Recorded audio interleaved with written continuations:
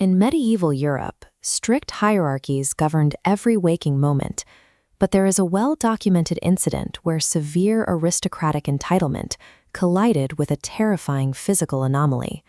The year is 1384. We are looking at Seefeld, Austria, an isolated, highly traditional alpine village surrounded by harsh mountain peaks.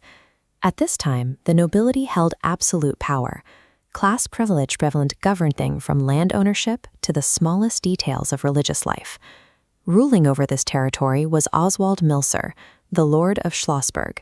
He was a man of immense local influence, entirely accustomed to receiving special treatment everywhere.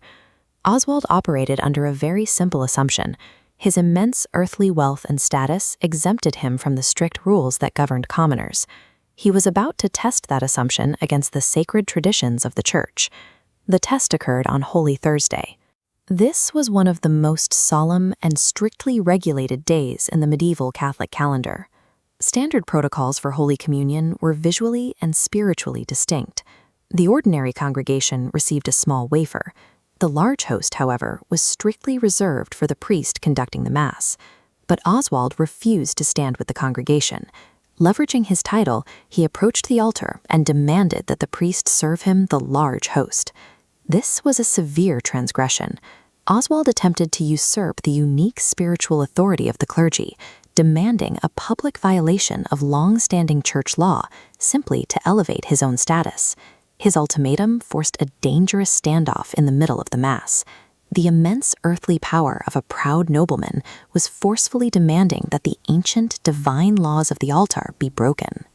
Intimidated by the Lord of Schlossberg, the priest yields.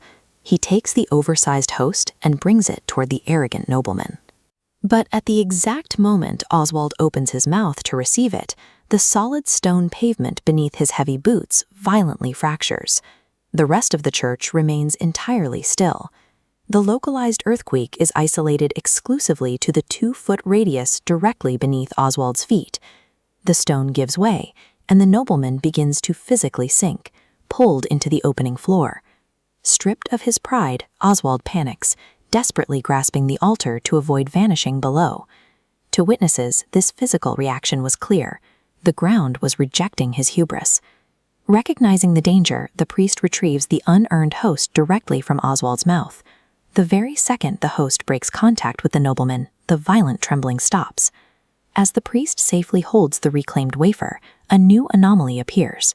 Fresh, liquid blood begins to physically drip from the center of the host. Of course, none of this happens in private. A church full of terrified congregation members watches the sinkhole open and the wafer bleed. The sudden return to solid ground the moment the priest intervened left no ambiguity for the witnesses. A physical boundary had been drawn, and divine authority had loudly reasserted itself over aristocratic privilege. Sworn testimonies from the congregation soon escaped the mountains. News of the localized earthquake and the bleeding relic spread rapidly across the Austrian territories. The reports eventually reached Emperor Maximilian I. He developed a profound personal devotion to the Seefeld event, and his royal endorsement formalized the story within the empire. The economic geography of the region shifted immediately. Seefeld transitioned rapidly from an isolated logging and mining village into a highly trafficked destination for religious pilgrims.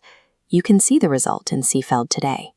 The expansive infrastructure and roads beneath the mountains exist because of centuries of religious tourism. A nobleman's private demand for special treatment inadvertently laid the foundation for a permanent national spiritual economy.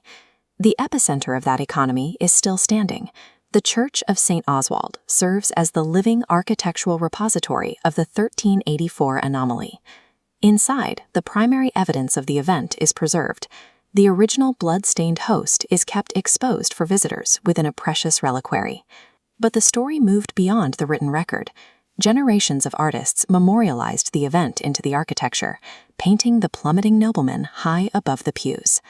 Oswald Milcer tried to permanently elevate his status above his peers. Instead, he immortalized his deepest humiliation, leaving behind a 600-year-old warning about the limits of human power, painted into the ceilings of history.